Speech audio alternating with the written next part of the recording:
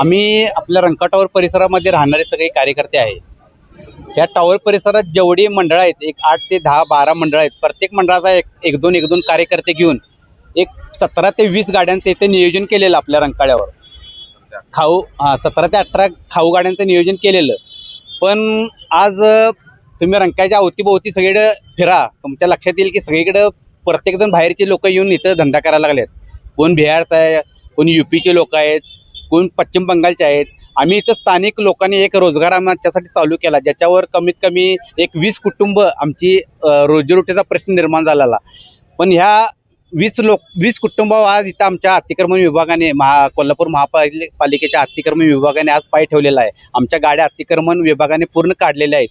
ही आम्ही बाहेर नेऊन धंदा करायचा, मराठी लोकांना आपल्या इथंच राहायला आणि मराठी लोकांचंच पाय वाढणारी ही जनता कोल्हापूरची जनता आहे।